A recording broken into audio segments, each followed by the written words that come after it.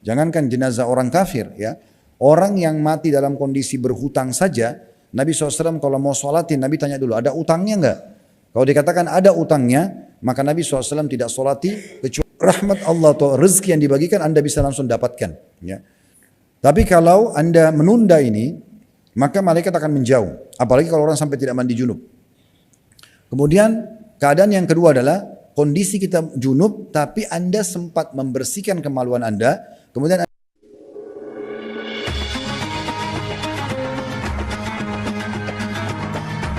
yang subscribe, semoga hidup kaya raya, mati masuk surga. Hadis ini memberikan pelajaran kepada kita Bapak Ibu sekalian sekaligus dua buah hadis. Yang pertama, adanya makhluk Allah yang mulia bernama malaikat atau malaika. Mufradnya itu malaika jamak, mufradnya adalah malak. Ya, jadi kalau Anda mengatakan dalam bahasa Arab al-malaika atau malaikat, ya, itu berarti banyak sekali, jamak, di atas 3 jumlahnya. Tapi kalau satu bahasa Arabnya malak. Di sini ada penyebutan tentang 3 golongan tidak akan didekati oleh malaikat. Maksudnya ada makhluk Allah yang bernama malaikat dan ini rukun iman kita yang kedua. Ini hukumnya wajib kita imani. Setelah iman kepada Allah Subhanahu wa taala, kita wajib mengimani juga adanya malaikat. Dan cara kita mendahulukan ya, keimanan ini tentunya dengan keyakinan kepada Allah Subhanahu wa taala, percaya dengan syariat Allah Subhanahu wa taala. Kalau ada orang yang mengatakan, tapi kan malaikat tidak kelihatan Ustaz. Tidak semuanya yang kita imani keberadaannya atau kita yakin keberadaannya itu nampak oleh mata manusia. Sebagai contoh, bukankah kita setiap hari merasakan rasa lapar, rasa haus, mengantuk, rasa suka, rasa benci misalnya? Pertanyaannya, apakah Bapak Ibu melihat wujudnya? Tentu saja tidak. Tapi kita bisa rasakan dan kita yakin itu ada. Berarti memang tidak ada hubungannya antara mengimani sesuatu yang gaib dengan nampak dengan mata. Sebab memang orang-orang kafir Quraisy dan banyak orang-orang kafir di muka bumi ini, mereka menolak beriman kepada Allah karena bagi mereka tidak nampak dengan matanya. Mereka juga tidak beriman pada malaikat karena tidak nampak dengan matanya. Padahal terlalu banyak fakta-fakta dan data di lapangan yang memang tidak nampak dengan mata sebagaimana tadi sudah kami berikan contohnya. Rasa-rasa yang kita rasakan setiap hari, lapar, haus, capek, sedih, suka, benci, semua itu kita bisa rasakan dan kita yakin ada. Kita bisa rasakan. Namun kita tidak nampak atau tidak melihat dengan mata kita. Oleh karena itu jangan terpengaruh dengan isu-isu mereka. Tapi tetap kita dahulukan keimanan kita. Dan iman kepada gaib adalah kewajiban setiap muslim. Allah menyebutkan dalam surah Al-Baqarah, Alladzina yu'minuna bil ghaib. Mereka orang-orang yang beriman kepada yang gaib. Dan terlalu banyak ayat yang bicara tentang masalah ini tentunya. Pertanyaan sederhana selanjutnya. Lalu bagaimana saya bisa tahu keberadaan malaikat? Cukup banyak riwayat yang pernah juga kami sampaikan di kajian kita ini, saya ingatkan kembali. Di antaranya hadis kata Nabi SAW, kalau seseorang akan tidur di malam hari, maka ada pendampingnya dari syaitan, qarin, pendamping dari syaitan. Syaitan juga tidak nampak, tapi kita yakin ada keberadaannya karena dia selalu membisikkan hal yang buruk. Qarin, pendamping dari syaitan akan membisikkan kepadanya, tutuplah hidupmu dengan keburukan. Lalu syaitan itu mengingatkan kepada dia dosa-dosanya pada hari itu. Supaya dia menjadikan program besok diulangi lagi. Ya. Misalnya diingatkan dia tadi manipulasi data, bagaimana dia berhasil mengganggu temannya, bagaimana dia bangga dengan menggibah dan memfitnah mereka, atau mencuri hartanya, atau menyakitinya dan seterusnya. Atau dia berzina, ini semua dibuat oleh syaitan, dia bangga dengan itu. Supaya dia mau mengulanginya, syaitan mengingatkan dia sebelum tidur. Dan pendampingnya dari malaikat akan mengatakan tutuplah hidupmu dengan kebaikan. Lalu malaikat coba mengingatkan kepada dia amal-amal baiknya. Kayak dia sholat berjamaah, majelis ilmu. Jadi siapa di antara kita yang pada saat mau tidur nanti malam, kemudian dia terbayang ada pelanggaran yang dilakukan, itu dari syaitan.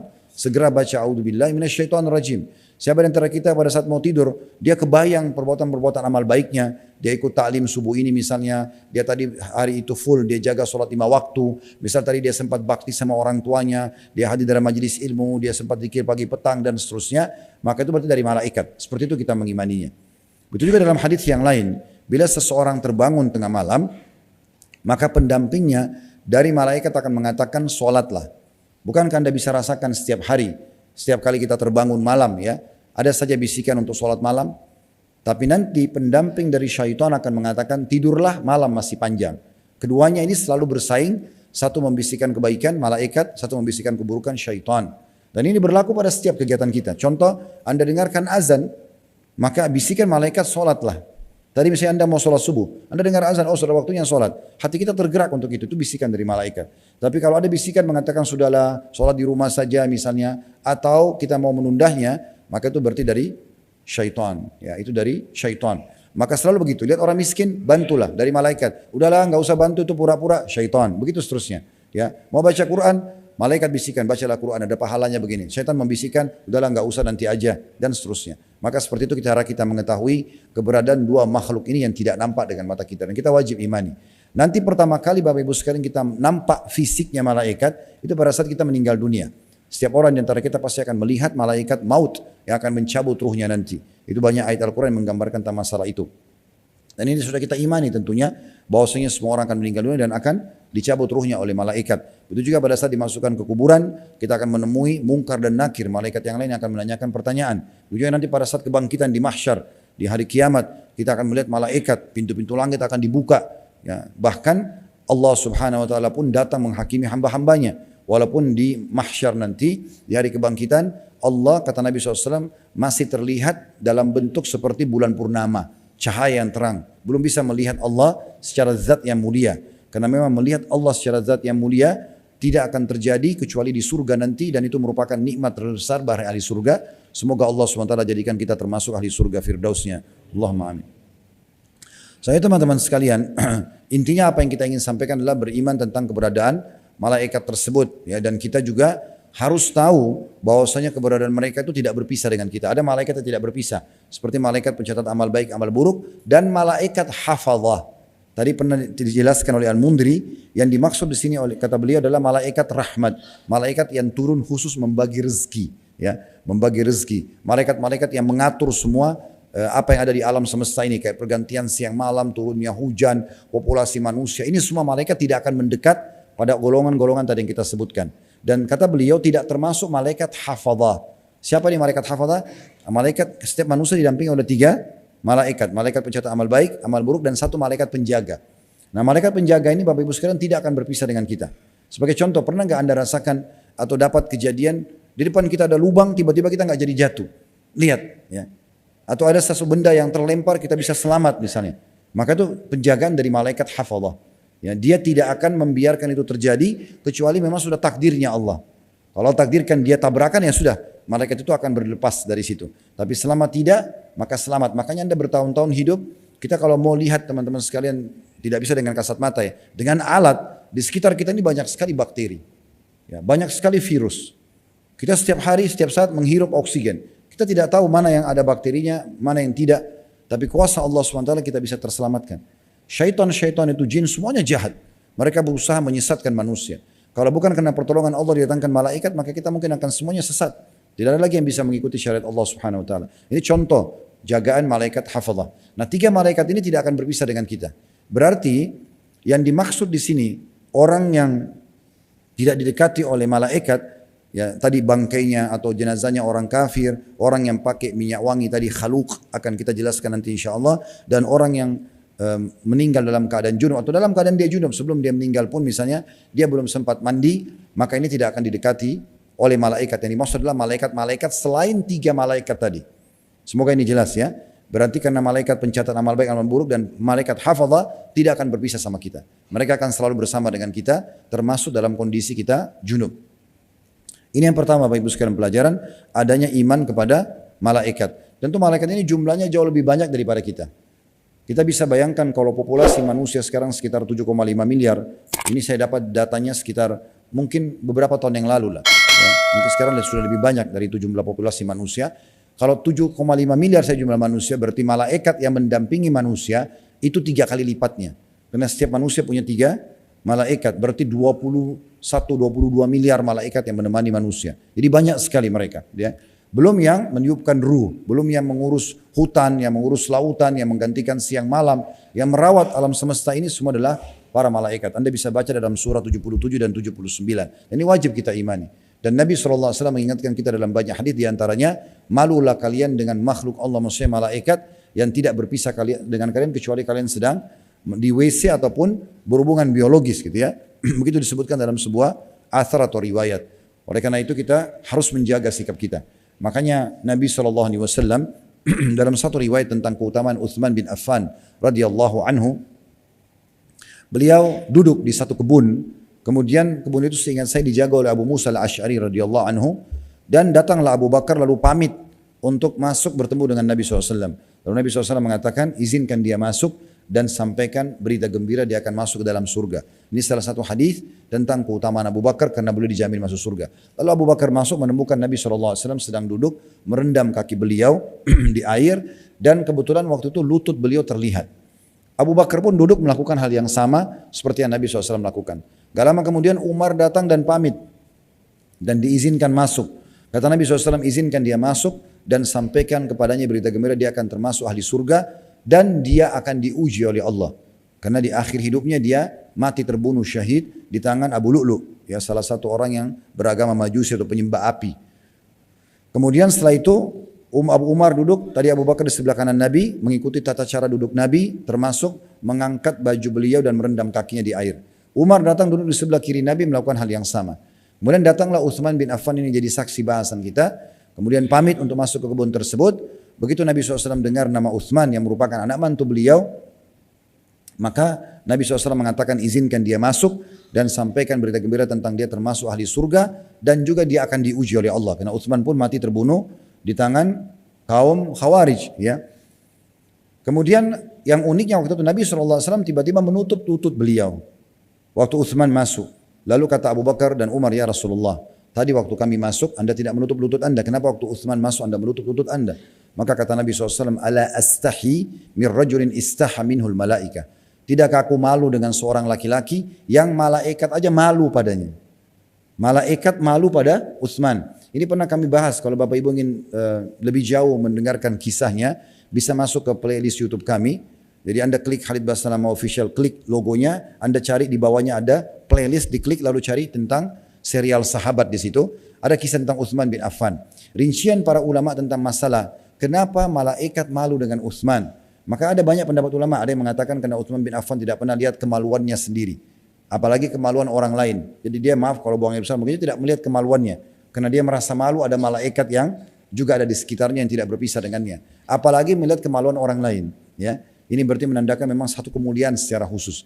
Berarti kalau begitu sudah sangat jauh kalau kayak orang nonton film-film tidak benar atau aurat orang terbuka itu sudah tidak akan terjadi bagi Utsman bin Affan radhiyallahu anhu. Ini diantaranya. Maka malaikat itu ada dan mereka selalu bersama dengan kita dan ini wajib kita imani tentunya. Nah di sini kenapa kita panjang lebar jelaskan malaikat? Karena kalau Anda tidak faham tentang posisi malaikat ini sebagai makhluk Allah yang mulia, maka Anda mungkin tidak peduli juga dengan apa yang diancamkan dalam hadis ini. Anda akan mengatakan memang kenapa kalau malaikat tidak dekatin saya? Nah kalau tidak dekatin malaikat berarti akan didekati oleh syaitan, gitu kan? Malaikat akan selalu dekat dengan orang-orang yang bersih, orang yang rapi, orang yang beriman, yang bertakwa kepada Allah SWT, bahkan memandu mereka. Dan ada nanti kita bahas insya Allah, seingat saya mungkin di jilid 3 dari buku kita ini, kalau saya tidak salah 2 atau 3, itu membahas salah satunya tentang masalah keutamaan masjid dan orang yang suka ke masjid. Itu diantaranya kata Nabi SAW, sesungguhnya masjid itu punya pasak-pasak. Ya. Itu adalah orang-orang yang sering ke masjid. Jadi Bapak Ibu yang sering ke masjid itu kita dianggap ini pasak-pasak yang menguatkan bangunan masjid tersebut. Kata Nabi SAW, sesungguhnya mereka adalah teman-temannya para malaikat. Kalau mereka tidak hadir, maka malaikat akan mencari mereka. Dan kalau mereka sedang sakit, maka malaikat menjenguknya. Dan kalau mereka punya hajat, maka malaikat akan membantunya. Bukankah kita kadang-kadang sering punya satu masalah, lalu kita ingin jalan keluar, lalu kita tiba-tiba muncul idenya. Dari mana ide tersebut? Nah itu keterlibatan malaikat yang Allah izinkan untuk membantu kita menemukan jalan keluar. Oleh karena itu, jangan pernah berpikir tidak ada yang melihat kita. Allah Subhanahu wa taala satu sifatnya adalah basir, maha melihat. Dan ada malaikat-malaikat yang juga selalu bersama dengan kita yang harusnya kita menjaga sikap. Di Masjid Nabawi pernah ada, saya lihat sekarang mungkin sudah diganti dengan statement lain. Di dekat Masjid Nabawi itu ada tulisan besar, ya, janganlah kalian menyakiti para malaikat dengan asap rokok kalian. Seperti itu penjelasannya ya. Karena sungguhnya kalau disebutkan hadisnya bahwasanya malaikat terganggu dengan apa yang mengganggu manusia. Karena memang ada hadis Nabi SAW begitu ya. Sungguhnya malaikat terganggu dengan apa yang mengganggu manusia. Jadi seperti maaf bau busuk, bau tidak sedap. Itu semua mengganggu malaikat. Makanya dalam sebuah hadis tentang orang kalau bangun malam, kemudian dia bersiwak atau sikat gigi, ya, kemudian dia sholat dan membaca Al-Quran, maka ada malaikat yang akan mendekatkan mulutnya ke mulut dia, lalu menghirup bacaan tersebut sampai masuk ke tubuhnya. Karena memang malaikat juga menyukai waw yang wangi. Nah seperti itu kurang lebih gambarannya. Dan sekian panjang tentunya kalau kita ingin bahas tentang iman kepada malaikat. Ini juga sudah panjang lebar kami paparkan di kajian Kitab Minhajul Muslim. Sekali lagi Anda bisa kembali ke playlist YouTube kami untuk menonton dan melihat bab khusus tentang iman kepada malaikat. Pelajaran yang kedua yang bisa diambil tentang wajibnya seorang muslim menjauhi kekufuran. Tidak boleh sama sekali kita menjadi orang kafir. Ya, karena memang kita diciptakan untuk beriman kepada Allah. Dan kita perlu sadari, ayah kita semua dan ibu kita semua satu. Adam dan Hawa alaihi wassalatu wassalam. Waktu awal Allah ciptakan, Allah masukkan kemana? Ke surga. Artinya apa? Kita ini diciptakan sebenarnya untuk menjadi ahli surga Bapak Ibu sekalian. Cuma ada orang-orang yang waktu ditugaskan di dunia untuk mengabdi kepada Allah, mereka tidak mau kembali ke surga. Dengan cara mereka kufur. Mereka jadi orang munafik, musyrik kepada Allah, sibuk dengan dosa-dosa dan pelanggaran. Itu adalah pelakuannya ahli neraka. Ya, oleh karena itu kita harus sadari kita ini diciptakan sebenarnya untuk ahli surga. Ayah dan ibu kita juga sudah diciptakan dimasukkan dalam surga dan kita akan kembali ke surga asal kita mengikuti SOP-nya ya atau memang peraturan-peraturannya. Mohon maaf tanda kutip di sini SOP saya gunakan ya. Tapi peraturan-peraturan yang sudah Allah Subhanahu wa taala terapkan. Orang-orang kafir ini teman-teman ada bab sendiri membahas tentang bermuamalah dengan mereka. Semua yang berhubungan dengan orang kafir boleh kita toleransi ya. Tentu ada pengecualian. Seperti contoh, orang tua kita dalam kondisi tidak beriman, bukan orang muslim, orang kafir, apapun agamanya, maka tetap boleh kita berbakti. Kerabat-kerabat kita non muslim, tetap boleh silaturahim. Tetangga orang non muslim, tetap kita berbuat baik dengan mereka. Kolega bisnis, partner bisnis, boleh juga orang non muslim. Bersama-sama warga negara, nggak ada masalah. Ya, semua itu dibolehkan. Bertetangga dan seterusnya. Tetapi khusus dalam masalah hal-hal yang dilarang dalam agama untuk berbaur dengan mereka tidak boleh, yaitu berhubungan dengan masalah ritual atau ibadah mereka. Ini tidak boleh. Ingat surah Al-Kafirun. Allah SWT turunkan dan sangat jelas. Bunyinya Bismillahirrahmanirrahim. Qul ya ayyuhal kafirun. Katakanlah, hai Muhammad, hai orang-orang kafir. La a'budu ma ta'budun. Saya tidak akan sembah apa yang kalian sembah. Wala antum a'biduna ma'abud. Kalian pun tidak perlu ikut menyembah apa yang kami sembah. Lalu diulangi lagi. Wala na'abidum ma'abadtum wala antum a'biduna ma'abud. Saya tidak akan sembah apa yang kalian sembah. Kalian juga tidak perlu sembah apa yang kami sembah. Lalu penutupannya lakum dinukum walidin. Kalian punya agama, kami punya agama. Khusus masalah ritual tidak boleh ikut-ikutan.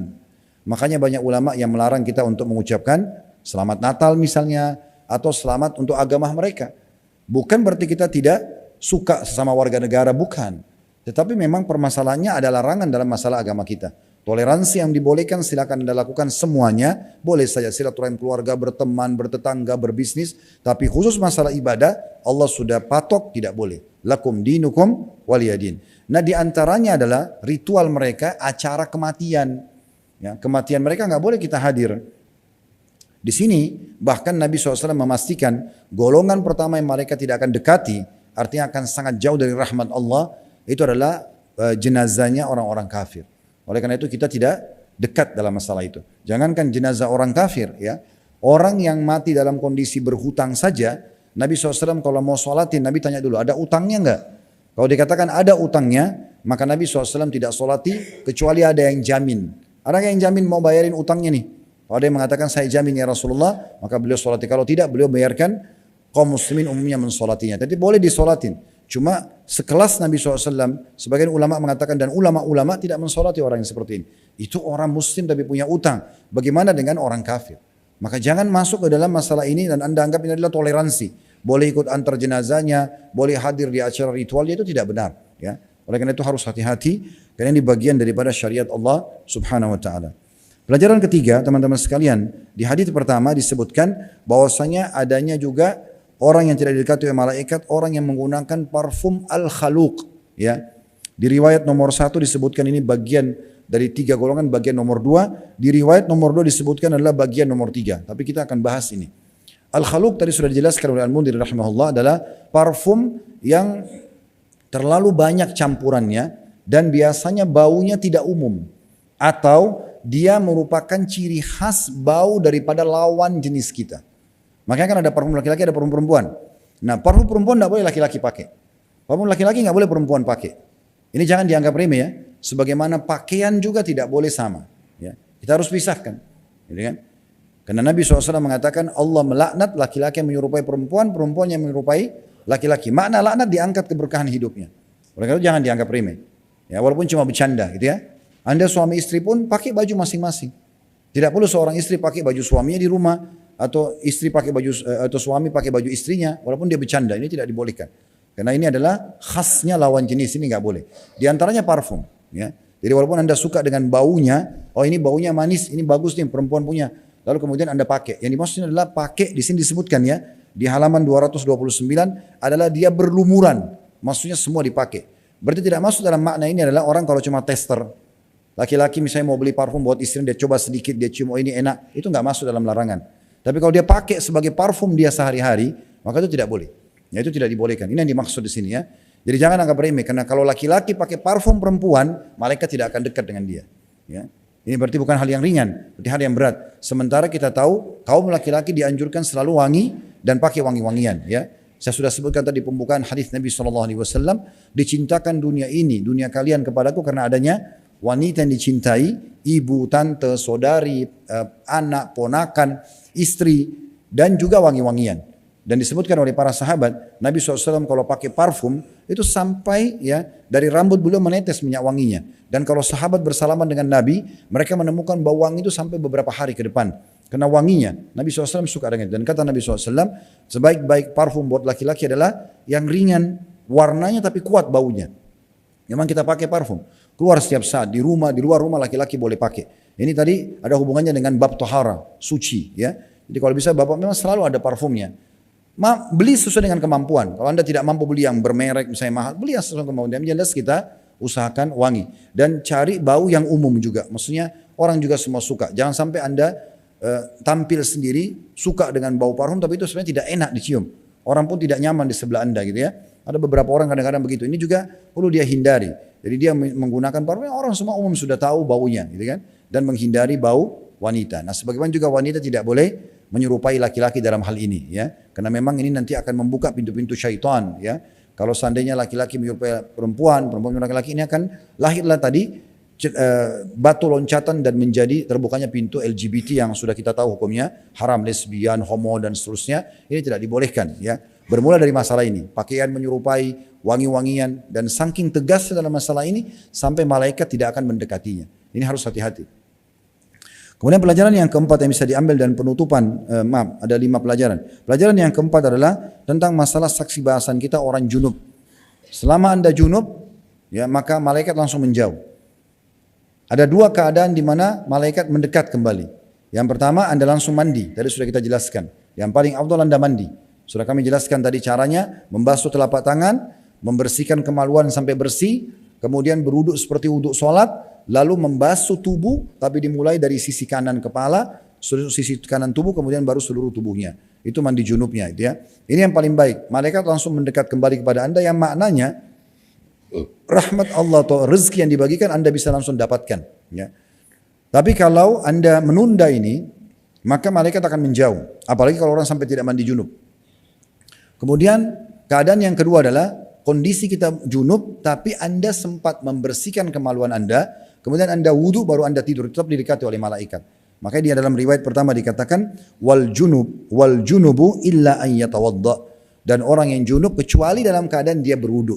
Kalau dia berwudhu maka dia tetap didekati oleh malaikat gitu ya. Tapi caranya tetap bagaimana kita membersihkan kemaluan dulu sampai bersih. Setelah bersih tidak ada lagi sisa-sisa spermanya atau mazi atau yang sejenisnya, kemudian baru dia ya berwudhu seperti wudhu sholat.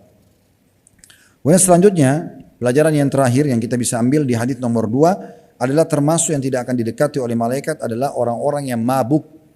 Orang-orang yang mabuk. Nah ini berarti menandakan memang ada sebuah hukum tersendiri sini Bapak Ibu sekalian ya. Jadi mabuk dalam Islam hukumnya haram. Dan istilah sakran atau mabuk ini adalah kullu ma yuhammirul aql. Semua yang membuat akal kita keluar dari jalur normalnya maka namanya khamr.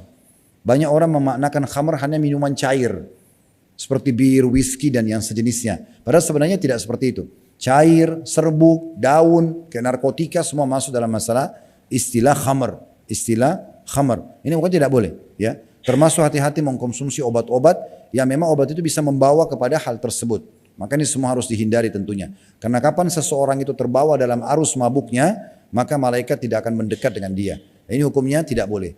Tentu prosesi pengharaman khamar ini di awal-awal Islam tidak langsung diharamkan. Karena para sahabat Nabi, sebagian mereka sebelum masuk Islam mereka terbiasa dengan khamar.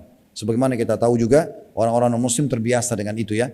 Dan kita berharap semoga Allah berikan hidayah para pemimpin, para kaum muslimin, para pengusaha muslim misalnya untuk menghindari masalah ini. Karena biasanya mereka karena menjadi tamu negara, dihidangkan khamar mereka meminumnya, ya. Atau mereka misalnya karena dengan partner bisnis ada entertain, kemudian mereka pun minum khamar. Ini semua tidak boleh. Hukumnya haram dalam agama Islam. Dan kita tahu ini bagian daripada dosa besar. Hukumnya harus taubat nasuha. Kalau tidak, maka dia kalau kepergok, dia lagi mabuk, maka hukumnya dicambuk dengan 40 derah. 40 kali cambuk. Dan di masa Umar bin Khattab, beliau tingkatkan menjadi 80 kali derah cambukan, karena waktu itu meningkat orang yang minum khamr.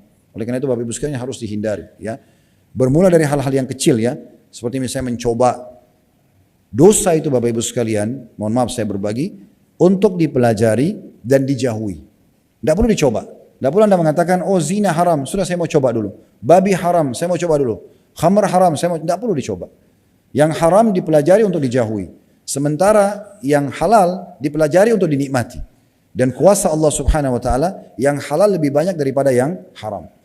Kami pernah jelaskan di kajian-kajian kami di sini juga kita pernah sebutkan. Di saat Allah haramkan khamr, nggak boleh mabuk-mabukan, Allah ganti dengan yang lain kok. Tubuh kita kan butuh cairan juga.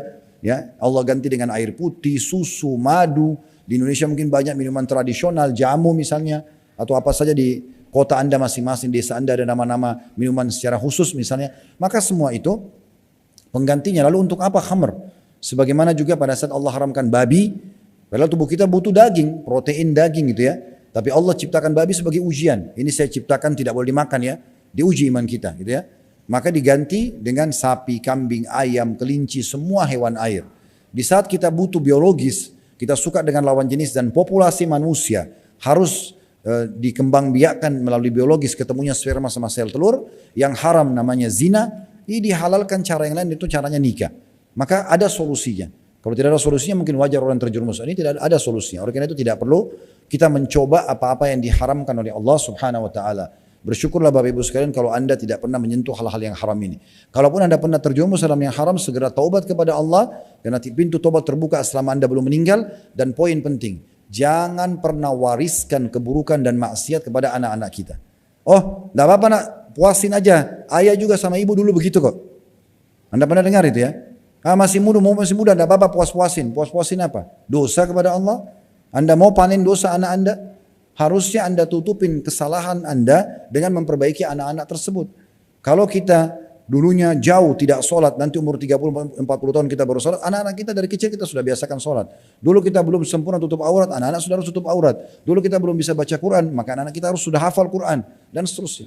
Jauhkan mereka dari hal-hal yang haram, supaya kita menutupi kesalahan kita di depan Allah subhanahu wa ta'ala, dan juga tentunya kita bisa meraih pahala dari anak-anak kita. Ini penting sekali ya. Jadi jangan dibiarkan. Juga tips yang perlu saya bagi dalam masalah anak-anak, usahakan Bapak Ibu sekalian anak-anak jangan suka diberikan pilihan. Ini sudah sering kami sampaikan ya. Kecuali umur mereka sudah mulai beranjak dewasa, 14 tahun ke atas, 15 tahun, akalnya sudah mulai sempurna, baru kita ajak diskusi. Di bawah itu jangan diajak diskusi. Makanannya, minumannya, sekolahnya, apa saja Anda yang atur semuanya. Biasakan anak-anak kita yang atur. Saya heran kadang-kadang melihat beberapa jemaah kami, ada yang pernah umroh bersama kami. Bapak itu mungkin umurnya 35 tahun. Dia punya anak umurnya 7 tahun. Setiap kali mau kemana, pasti dia tanya anaknya. Bang mau kemana bang? Bang bagaimana, makan atau tidak? Anak ini ngerti apa gitu? Umur 7 tahun mengatur 35 tahun, ini kan tidak mungkin. Gak masuk akal. Atau Anda tanya anda nak mau sekolah di mana? Apa yang dia paham tentang jarak dari rumah ke sekolah? Apa yang dia paham tentang kurikulum? Apa yang dia paham tentang biaya? Anda lebih paham. Maka jaga semua itu. Termasuk juga masalah pergaulannya. Karena ini banyak orang terjerumus dalam narkotika, minuman keras, perzinahan karena pergaulan di luar sana. Allah akan tanya Anda semua tentang masalah ini. Oleh karena itu hati-hati sekali, jangan sampai terjerumus pada hal-hal yang diharamkan seperti ini. Allahu a'lam. Ini bahasanya Bapak Ibu sekalian. Dan alhamdulillah kita sudah menyelesaikan bab nomor 6. Insyaallah kedepannya Kamis depan bila Allah masih memberikan kita umur, kita akan lanjutkan bab baru, bab ke-7 masih dalam kitab Tahara, anjuran berwudu dan menyempurnakan wudu. Ada benar dari Allah, silakan diambil dan diamalkan. Ada salah dari saya, tolong dimaafkan dan saya istighfar kepada Allah Subhanahu wa taala. Subhanakallahumma bihamdika asyhadu an la ilaha illa anta astaghfiruka wa atubu ilaik. Wassalamualaikum warahmatullahi wabarakatuh.